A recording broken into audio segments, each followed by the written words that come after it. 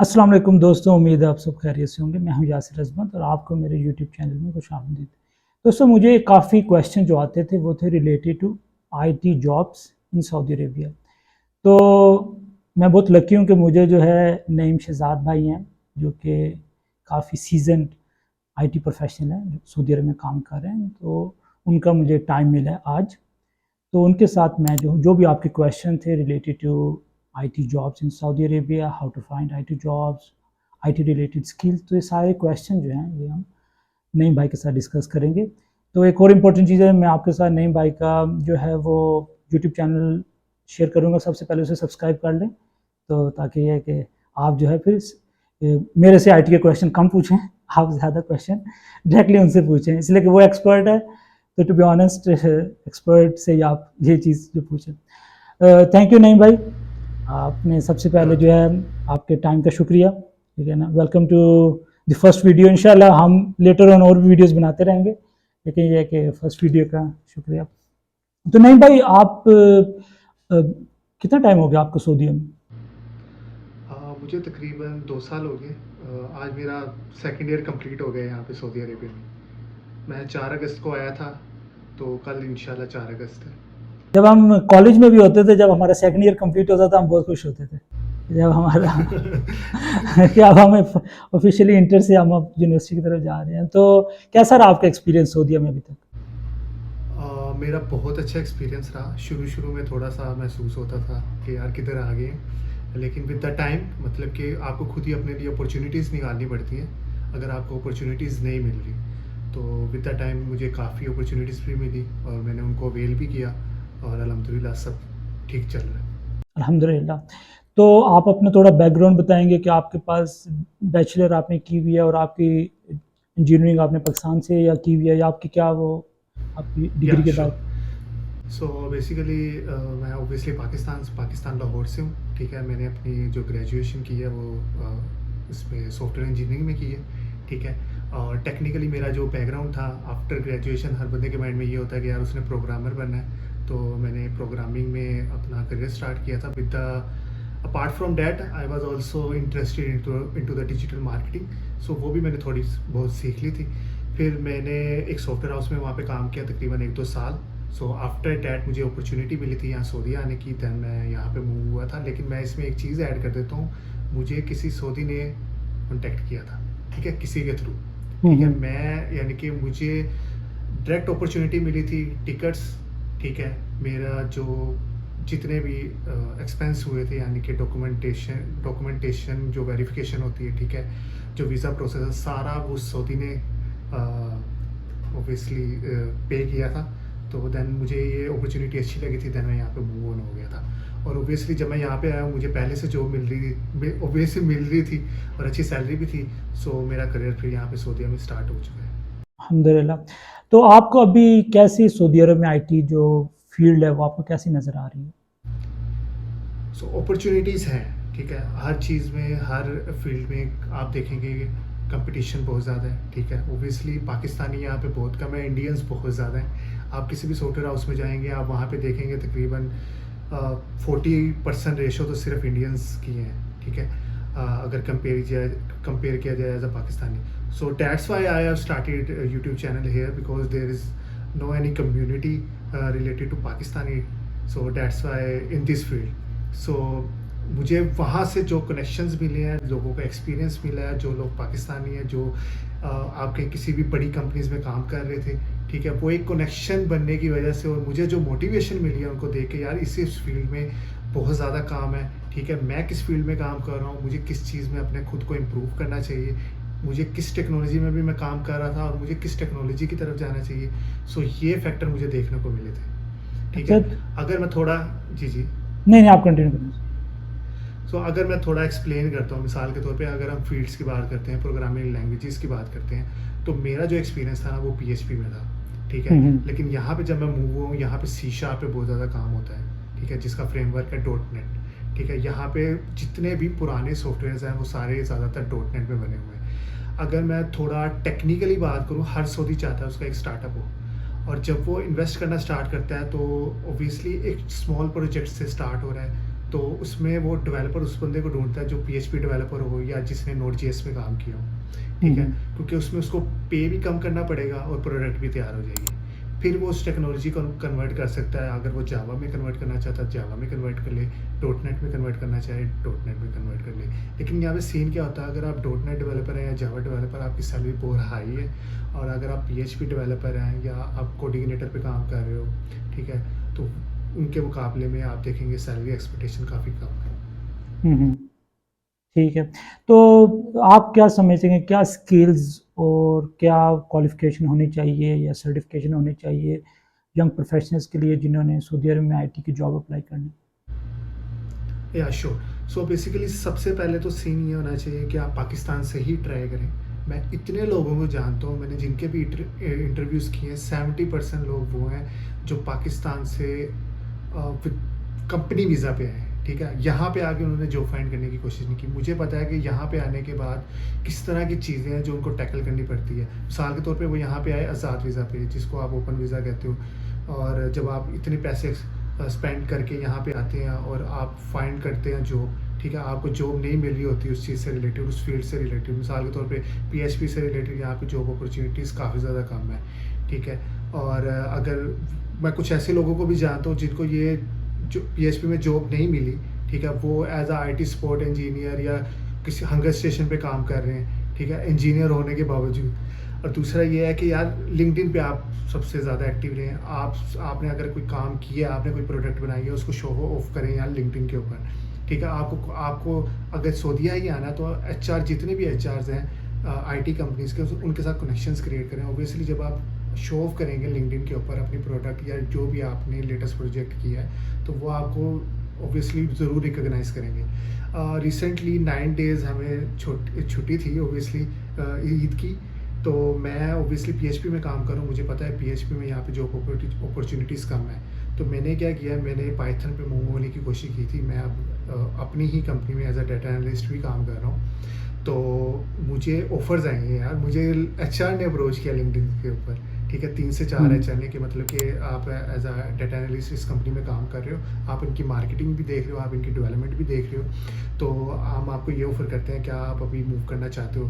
तो ऑब्वियसली मेरा भी माइंड नहीं था, ठीक है, मैं अभी कॉन्ट्रैक्ट बेस पे हूँ, तो मैं मूव नहीं कर सकता था। तो ऑब्वियसली मैं ये एक्सप्लेन करना चाह रहा हूँ कि लिंक्डइन पे मैंने जितना भी अपने आप को शो ऑफ किया, मैंने जो जो प्रोजेक्ट्स किए, असाइनमेंट किए, मैंने सारा उसके ऊपर मेंशन किया।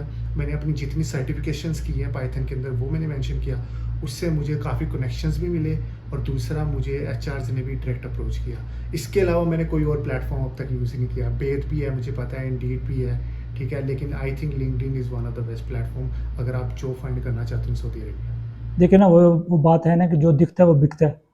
तो हाँ, तो लिंक्डइन की वही वही मिसाल है।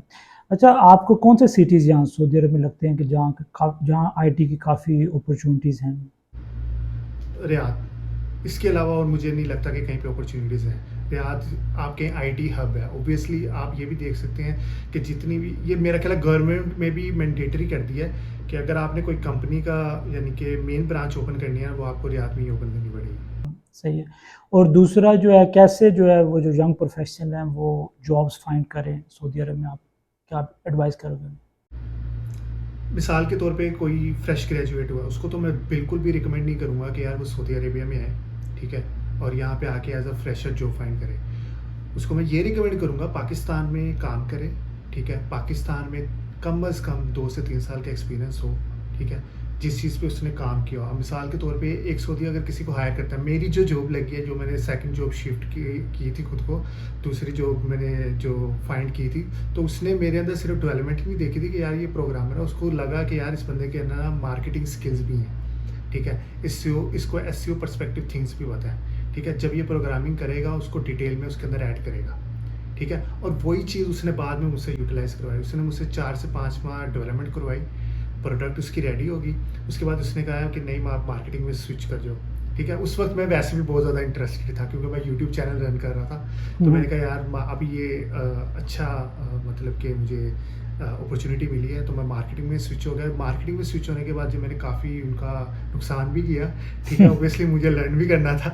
तो मुझे लगा कि यार हाँ, अब मुझे क्योंकि मार्केटिंग में इतना टाइम नहीं लगता, 3 से 4 माह के अंदर ना आप फुल प्रोफेशनल हो सकते हो मार्केटिंग के अंदर, अगर आप उसको डेडिकेटेडली टाइम दो। हम्म, तो ऑब्वियसली जब आपके पास इतना डाटा कलेक्ट होता है तो उसको उसका किया जाए, या तो आप परफॉर्मेंस मार्केटिंग करते हो या उस डाटा को यूज़ करते हुए आप एज अ डाटा एनालिस्ट यानी कि पावर बीआई के हम्म, ऊपर डैशबोर्ड बना के अपने सीईओ को आप प्रेजेंट कर सकते हो क्या हमारे पास ये सेल आई है, ठीक है, हमने इतना मार्केटिंग में स्पेंड किया है और इतने कस्टमर हमने गेन के लिए, ठीक है। Hmm, then after development I switch into the as a data analyst, so till now I am working as a developer also and hmm, also working as a data analyst.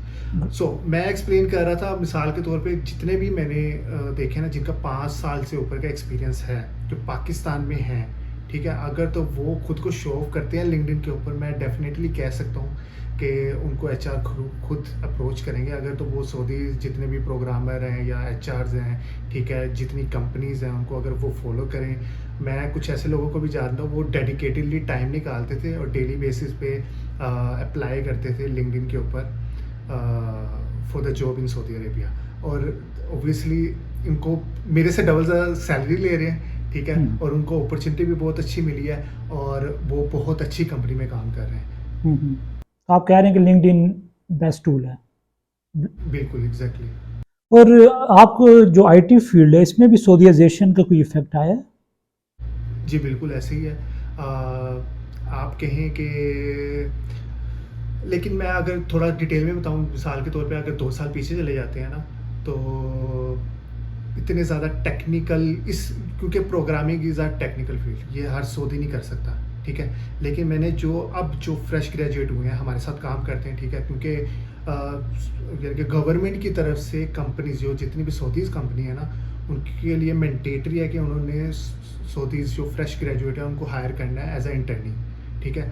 और जब हम उनकी expertise देखते हैं हम खुद हैरान हो जाते हैं, यार उनकी काफ़ी अच्छी एक्सपर्टीज़ है और वो ऑब्वियसली हमें रिप्लेस कर सकते हैं इजीली, ठीक है।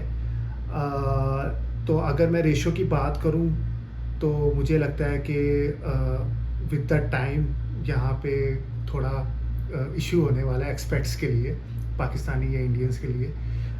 लेकिन विद द टाइम अब ये एकदम नहीं होने वाला, अब 10 साल या 15 साल तो तकरीबन लगेंगे सऊदीज़ को हमें रिप्लेस करने के लिए।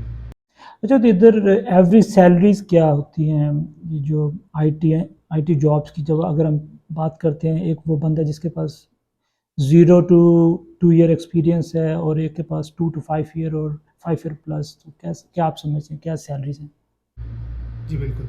सो 2 ईयर एक्सपीरियंस जो बंदा है उसका तकरीबन 5000 से 7000 स्टार्ट है, ठीक है। और वो टेक्नोलॉजी पे भी वेरी करता है। अगर वो पीएचपी में काम कर रहा है तो मैं पीएचपी की बता रहा हूँ, ठीक है। जो पीएचपी लारावेल में काम कर रहा है या कोऑर्डिनेटर में काम कर रहा है तो उसकी ये एक्सपेक्टेशन होनी चाहिए कि उसको 5000 रियाल लाजमी मिलेगा, ठीक है। अगर वो मिसाल के तौर पे सी शार्प में काम कर रहा है, माइक्रोसॉफ्ट की टेक्नोलॉजी में काम कर रहा है तो उसको 10,000 मिलेगा, ठीक है। उसका तकरीबन 2 से 3 ईयर एक्सपीरियंस होना चाहिए इस चीज़ के अंदर, ठीक है। इसी तरह जावा में भी सेम, उसको तकरीबन 10,000 7 to 10,000 उसको एक्सपेक्ट होना चाहिए कि उसको यार ये मिलेगा, ठीक है। अगर वो नहीं निकलवा सकता फिर वो उसकी मिस्टेक है, ठीक है। क्योंकि ओबियसली जब कोई यहाँ पे आता है ज़ात वीज़े के ऊपर तो उसके लिए काफ़ी मुश्किल होता है, वो सोचता है यार पहली जॉब मिल जाए किसी ना किसी तरीके से, तो उसमें आप थोड़ा सा अगर आपको कर सकते हो मैनेज तो आप कर लो, ठीक है। अगर आपको 5000 में भी किसी ना किसी तरह अपॉर्चुनिटी मिल रही है तो उसको वेल कर लो। आफ्टर 1 ईयर ऑब्वियसली कॉन्ट्रैक्ट जब खत्म होगा तो आप किसी और कंपनी में मूव कर जाएं, या ऑब्वियसली वही कंपनी आपको एक अच्छी पोजीशन दे दे या अच्छी सैलरी दे दे, तो ये सिनेरियो है। तो ऑब्वियसली सैलरी फिर इसके जी, मुताबिक आप खुद ही एक्सपीरियंस के मुताबिक आप सैलरी इंक्रीज कर लें। और उसके बाद आप क्या एडवाइस देते हो यंग प्रोफेशनल्स को, या जो कह लें कि वो प्रोफेशनल जो सऊदी अरब में आना चाहते हैं आईटी जी? उनको यही एडवाइस है यार, खुद को इम्प्रूव करो चीज़ों में, ठीक है। सर्टिफिकेशंस करो, वो साइड एफर्ट लाजमी होनी चाहिए लाइफ के अंदर। अगर आप साइड एफर्ट नहीं करोगे ना तो आप एक कंफर्ट जोन में चले जाओगे, ठीक है। वो आपके लिए बहुत कहें कि वो बहुत बड़ी डिजीज़ है, ठीक है। तो सबसे बेहतरीन ये है कि यार साइड एफर्ट करते रहो, कुछ ना कुछ करते रहो यार, अगर लाइफ में आगे बढ़ना है, बस सिंपल, ठीक है। और देखो, दो चीज़ें होती हैं, या तो आप किसी कंपनी में अप्लाई करके जाना चाहते हो या कंपनी आपको खुद अप्रोच करे, ठीक है। बेस्ट थिंग आपके लिए क्या है कि कंपनी आपको अप्रोच करे, ठीक है। और आप अपनी एक वैल्यू वहाँ पे दो कि मतलब कि मैं इस वैल्यू पे मूव करूँगा ये कंपनी, ठीक है। सबसे बेस्ट थिंग तो मेरे माइंड में ये है। दूसरा ये है कि मेरे माइंड में नहीं है कि मतलब कि ना आप सऊदी अरेबिया में ही रहो। With for the timing you can spend your time here in Saudi Arabia, may be you can say 4 to 5 year. After that you need to move to US or UK or another country, because हर बंदे की अपना एक mindset होता है चीज़ों से related. सो मैंने भी यूएस के लिए अप्लाई किया था, तो अनफॉर्चुनेटली इंटरव्यू में हम पास नहीं हुए।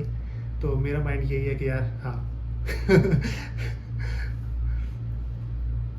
नहीं, मैं स्टडी वीज़े पे के लिए अप्लाई किया था हम्म, यूएस। तो हम्म, इंटरव्यू में मतलब कि मैं रिजेक्टेड हूँ। हम्म, सो ये सिनेरियो उसमें भी मुझे कुछ लगा कि मतलब कि पहली चीज़ ये है कि मैं यहाँ पे हूँ, इसके अलावा मैंने किसी कंट्री में मूव नहीं किया, पहली चीज़ ये। दूसरी चीज़ ये है कि मैंने सिर्फ 2 यूनिवर्सिटीज़ में अप्लाई किया था और एक यूनिवर्सिटी से मुझे ऑफ़र आ गई थी। एक चीज़ हम्म, ये भी रीज़न हो सकती है यार, इसको दोनों यूनिवर्सिटी से अगर ऑफ़र आ जाती, यार मैंने मल्टीपल यूनिवर्सिटीज़ में अप्लाई किया होता, वो भी एक, वहाँ से अगर मुझे मल्टीपल यूनिवर्सिटी से ऑफ़र आ जाती, वो भी एक प्लस पॉइंट बन जाता। तीसरा ये था कि ये बंदा पहले ही पाकिस्तान से मूव ऑन होके सऊदी आया हुआ है, और हो सकता है इसका प्लान ये हो कि यार ये वापस आए ना स्टडी के बाद, हाँ ठीक है। ये कंसर्न होती है। ठीक है, ठीक हो गया। तो आप क्या सर्टिफिकेशंस कौन सी, कोई आप नाम लेंगे कुछ सर्टिफिकेशन का जो आप रिकमेंड करेंगे जो कि।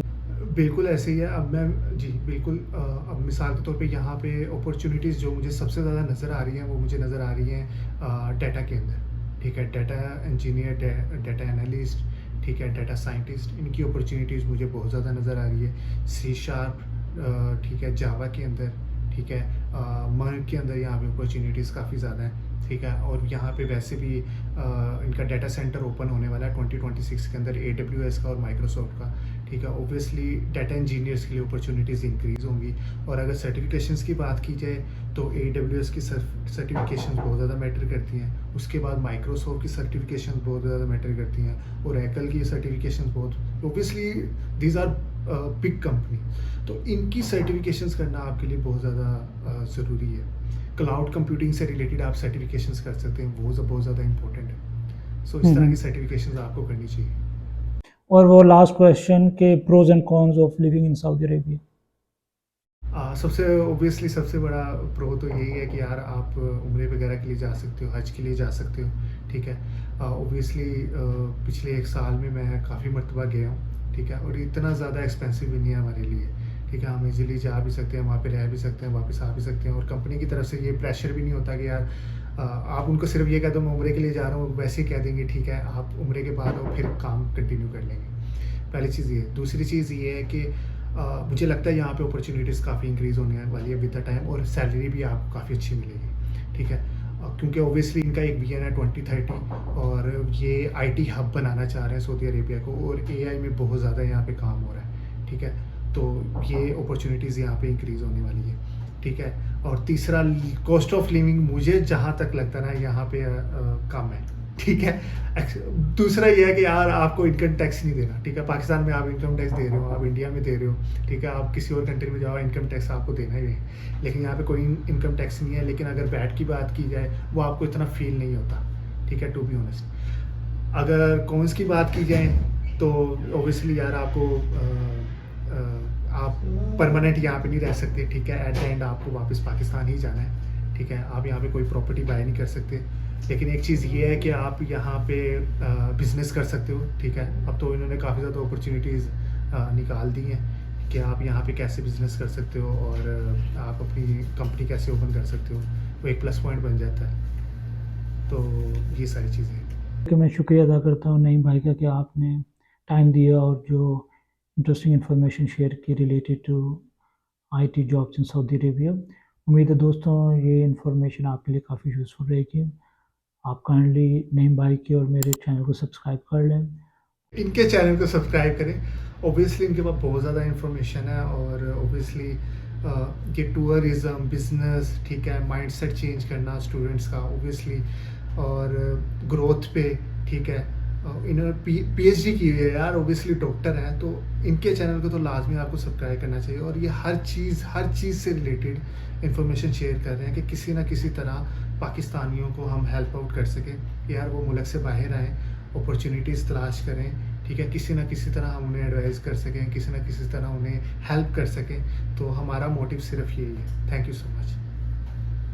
वीडियो देखने के लिए शुक्रिया। अस्सलाम वालेकुम। वालेकुम अस्सलाम।